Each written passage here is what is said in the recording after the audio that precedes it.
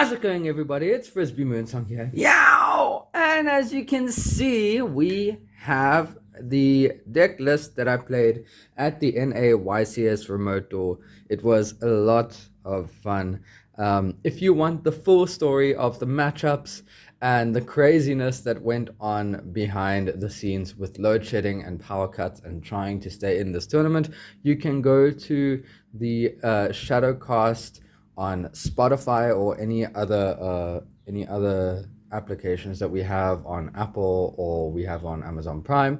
We have a lot of the episodes up already, but episode 10, which will be up this Thursday from this video's release, will have the full story of my journey at the YCS. But for this video, we are doing this deck list. We made top 64 cuts, which is really insane. I know they didn't do a top cut of 64, but it was top 64 anyways, which I'm pretty proud of because I haven't really competed in that many YCSs. This is probably like my second one. My first one was ages ago, so it's a lot of fun to actually like represent South Africa and do decently well. So we're going to get into the deck list of this. We obviously played Ishizu tier, so let us get into the list of what we played. So we played 3 Havnus for the tier elements. We played 3 Havnus, 3 Sharon, 3 Merly, and then the 2 Rhino Hearts over there for the main core. I didn't think Rhino Heart was insane to mull, but it does bait out a shuffler usually for some people who are playing the deck, so that it's really maybe I might push this up to 3, I'm not sure, but for now this ratio like worked out perfectly and it was really strong. And obviously 3 Merly is still like really good. I know there was controversy of playing 2 or 3, but I still liked it. Then for the Ishizu stuff, we played 3 Keldo, 3 Medora, 3 Kelbeck, because I still felt like Kelbeck is good, and we played 1 Agido, and then we played 1 Orange Light, because I guess you count it for the issues and stuff, because Orange Light was insane. I was main decking 3, 1 was at 3, and now I still think you main deck the 1, because it is a really strong Saki 1-off, as I saw in the tournament, from other players, should I say. So the Keldo was really strong, actually. Just opening Keldo is insane. Kelbeck is really strong because it does bounce cards to hand, so it's really nice when you bounce like a Dragostapelia or a Dweller when they don't play like the turn properly or something. So Kelbeck can be really strong in your opening hand. And Agido, I actually searched a lot off the Keldo because it's just like a free Dweller or any other rank 4 XE. So that's really strong as well. And then obviously Orange Light was just insane. So that's what I played for the list of Ishizus. Going on to the rest of the monsters, we played 3 Magnamuts, 2 Druisworm, and 1 Sarnia for the Bestial engine. I didn't play too many. I liked it going first a little bit because you obviously tried to make Beatrice, but I didn't play Diviner. But it was still like really strong, obviously, in the mirror match. But it didn't do anything against like rogue matchups. They were quite useless against rogue matchups. Actually, so a lot of the times I did side them out unless I was playing the mirror, and I ended up playing 5 mirrors, which was pretty insane. But yes, this is it was really good. But I didn't play the full 9 because I didn't want to open like too many Bastiles and have no plays. But you'll see what I played instead of the other Bastiles later on. So we played 6 Bastiles in the package. Then we played the 1 King of the Swamp. This card came up so many times. The amount of times my kit was banished was ridiculous. So this actually allowed me to still go into Rukalos no matter what. And you'll see some other spice that it allowed me to come up with. So it was really fun. It was really strong. The 1-off was really cool because if you milled it, it was good. I mean, opening hand was free discard fodder, and you'll see what else it did. Then we have 3 planets and 1 terraforming. Obviously, you play the planets because planet is just insane in this deck. Planet is so strong. Popping anything is like really good, and the 500 gain is so strong. I played 1 Scream and 1 Heartbeat for the tier spells. Reason why I'm playing like 1-on-1 is this really is really strong for outing these like heavy floodgates like Dimensional Fissure and things like that. So it really actually helped out a lot in the games. Sometimes you can out a Sullik, which is like really strong as well, because a lot of the times the mirror match end on Sullik, and this outs the Sullik and they don't get the send at all, which is really nice actually. And it gets you your cards back from grave. So Heartbeat was really good in the main for me. Then for the rest of the spells, I played one instant fusion and one polymerization. The polymerization to search off the King of the Swamp. If you open the one or the other, they're both like really, really good. There were times where I just opened poly and instant fusion like together, which was really, really insane. And it just plays around Bestials like it's nobody's job. And you get an extra fusion, which is really good. I sometimes sided out the poly going second and stuff, but going first I kept it in. And against anything that wasn't like playing Bestials, I just sided out the poly, which was fine. It was like a free side space. But it was really, really strong. Instant Fusion, I sadly only saw twice during the whole tournament, which is insane because it's a strong card. But I wasn't lucky enough to see it. And then I played one Crime and one Sulik. The reason being, I know a lot of people play two Sulik, but I was worried about going second. And Sulik doesn't do too much in your hand going second. I know you can set it and still play, but like it just... I wanted to have something to play around my opponent going second, and I didn't want to see it as much in my hand. And it was really good because I only won 2 die rolls the entire tournament. So it was really good to like play the one. And I didn't really miss the other. Like there were times I wish I could have milled it, but I didn't miss it as much as I would think, and I was happy with playing one. Then the last 2 cards, I played 2 Imperm for the last 2, wrapping it up at 41. Imperm was insane. Like going standby phase Dweller, and then you hit the Dweller with the Imperm. It's like so strong, and it also plays around talents, so it's like really, really good. So yeah, Imperm was just so insane for me, and you could also turn off floodgates like Macrocosmos and Defissure. Even though I didn't face any of these floodgates, it's like the option was still there just in case. And it was just like a really strong card just in general. It even beats Flu going second, which is really, really nice. Then going on to the extra deck, for the links, we played 1 Dark, 1 Elf, and 1 Sprint. Sprint came up a lot. I saw a couple of people were cutting Sprint, but for me, it came up so many times. Because the amount of times I was stopped, like my opponents were opening insane against me. So the amount of times I was stopped, Sprint was like just a hero all in all. So it was really, really strong, really good. And Dark, obviously, insane. And Sprite Elf is just really good generic as well. So yeah, they all came up like really nicely. Then for the XZs, we played 1 Dweller and 1 Baguska for the rank 4s.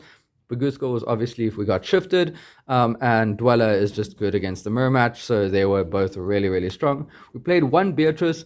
Beatrice was insane. Like, I didn't put in Beatrice until like the last 3 days before the tournament, and then I practiced with Beatrice and it was really nice. In her place was the Underworld Goddess, but then I took her out and tried Beatrice, and I didn't miss the Underworld Goddess, and I played Beatrice instead, which was really strong.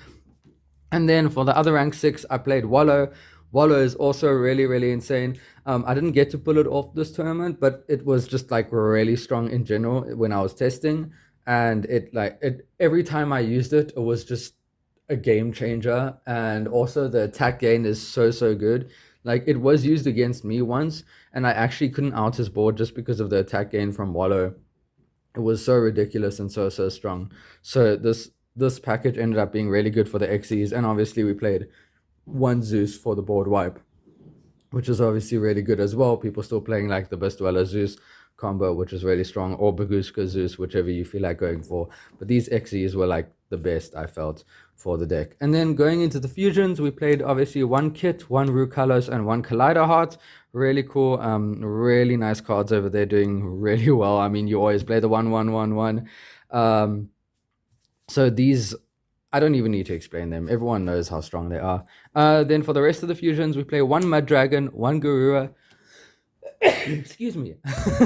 1 Mud Dragon, 1 Garura, 1 Dragostapelia, and we played the 1 Grapha, Dragon Overlord of the Dark World, which came up a lot, actually. It came up in the non-mirror, and also just in, like, even in the mirror, just once you used all your fusions, and you had already, like, triggered Rukalos, and you had your Collider Heart and everything, and you had your Dragostapelia, it was just like a nice extra fusion to go into with the Mud Dragon.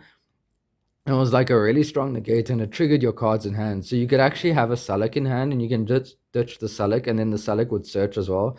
So it was really, really strong in general. And also for like things like Flu and stuff like that, it was really strong, and it played around like evenlies and stuff. So it was really, really good. Like it was so nice when we would go into battle phase, and they would like get ready for an evenly, and you just summon that in the battle phase, and it was just really strong.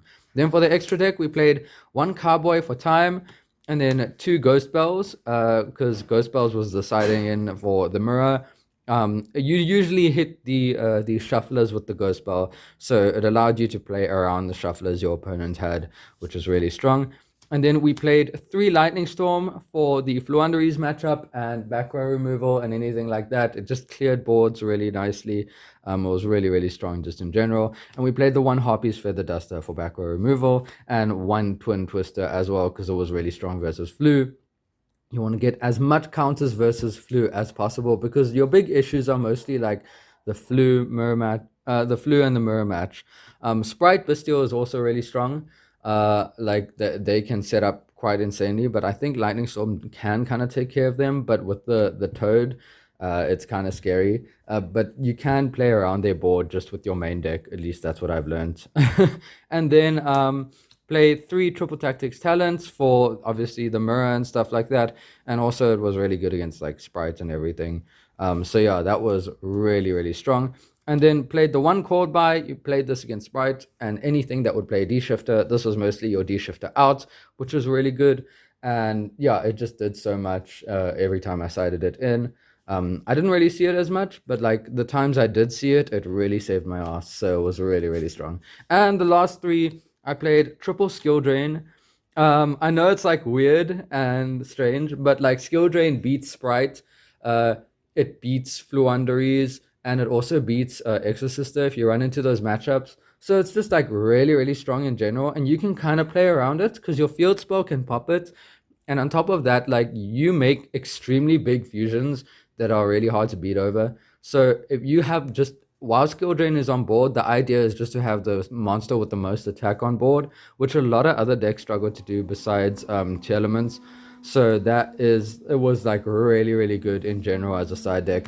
And just Fluanderies can't do anything with it, you know. I mean, at best they can unexplored wins it, but they would have to get to that first.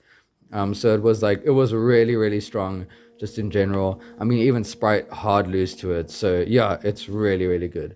So yeah, that was the list for my top 64. Yeah, lucky field spell. But yeah, thank you to all the guys that obviously helped support and borrowed me like lightning storms and stuff for the tournament. It was a lot of fun. The people in the tournament were really nice. All the opponents I played against, shout out to you guys. It was really a lot of fun. You made it like such a pleasant experience. It was a wild weekend, but I really enjoyed the experience. And I will definitely enter more given the chance. Obviously, from South Africa, it's not that easy to enter these things, but you know, if given the chance, we'll try enter as many as possible. Thank you to all those who also entered. Ben, Matthew, Nikki Taylor, and also I believe Rav entered as well, Raveshan. Thank you guys. You made it also really exciting. We got to chill and talk. Big shout out to Ben for helping me actually have power to continue playing throughout the tournament, and his family. And yeah, I appreciate all of the support, guys. Please check out the ShadowCast ZA Twitter feed. You can check out at ShadowCast ZA. We will have this deck profile as a link on there to my channel, so you can check that out. Also, if you want to check my Patreon, you can check my build up to the training of this, where I was training, and you can see like what changes I made and my thought processes. And then also check out ShadowCast on Spotify this coming Thursday. The episode will be all about my journey and what happened and how crazy this YCS was and all my matchups and the explanations. So I hope you guys enjoy that. And from me, Frisby Moonsong, I'll see you guys in the next video. Cheers, guys. Yeah!